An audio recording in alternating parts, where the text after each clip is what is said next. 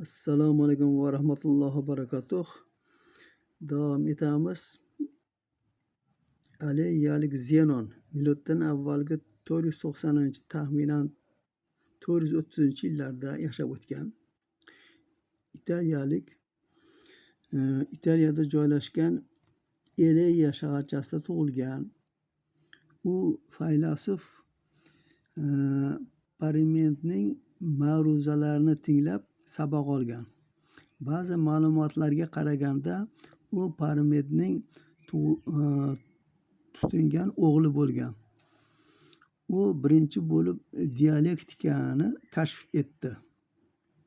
Ya'ni fikrlardagi qarama-qarshiliklarni fosh etish orqali raqibning so'zlarini rad etish usuliga asos soldi. U butun hayotini ko'plikning yo'qligini isbotlashga bag'ishlagan. Ayniqsa harakatning mavjudligiga qarshi dalil isbotlari bilan shuhrat qozongan. Zenonning quyidagi asarlari ma'lum: tabiat haqida, bahslar, faylasuflarga qarshi,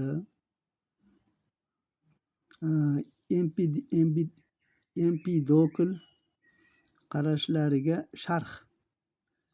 Zenon hukmdor Narx degan hukmdorga qarshi fitnalarga qo'shilganligi uchun qatl qilingan ekan.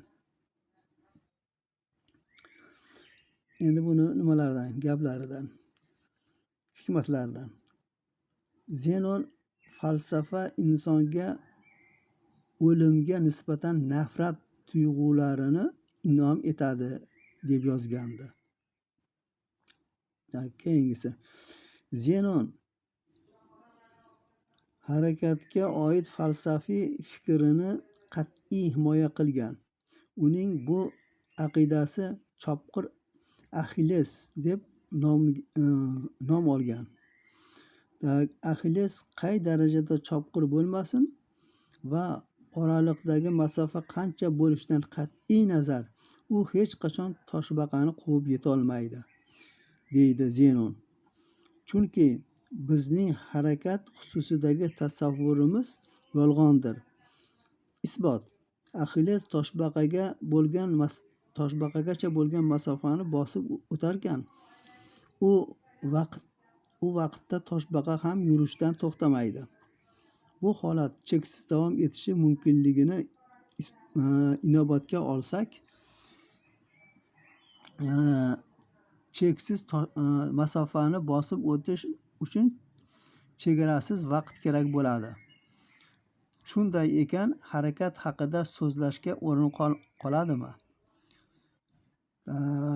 Bundan tashqari, tabiiyki, Axilles va toshbaqa o'rtasida bir necha gaz va chaqirimlik masofa mavjud. Ana shu oraliq masofa Axilles va toshbaqani bir-biridan ajratib turadi. Agar Axilles quvib yetib olsa-yu, toshbaqa bilan uning orasidagi masofa atigi bir necha mikronga yoxud molekulyar uzunlikdagi o'lchamga teng bo'lib qolsa, buni masofa deb atash mumkinmi? Zenon bu borada shunday farazni ilgari suradi. Tasavvur qiling, harakatdagi jism olg'a borarkan, qarshisidagi havoni ham oldinga itaradi. Demak, u xuddi tiqin porshen kabi ro'parasida uchragan barcha buyumlarni ham ilgari surib ketaveradi. Bundan ko'rinib turibdiki, Axilles ham toshbaqaga yaqinlasha borib, uni ozgina bo'lsa-da oldinga itaradi. Axilles qanchalar tez yugursa, toshbaqaga shuncha kuchli ta'sir etadi. Natijada toshbaqa ham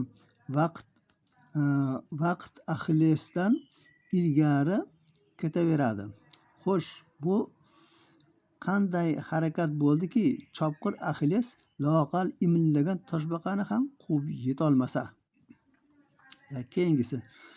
Zenon joyning mavjudligini inkor etib, shunday fikrni o'rtaga tashlaydi. Agar joy mavjud ekan, ayni damda u ham qaysidir joyda mavjud bo'lishi kerak-ku. Har qanday joyning o'ziga tegishli qandaydir joyi bo'lishi tabiiy holdir. Bu holat uzluksiz davom etaveradi.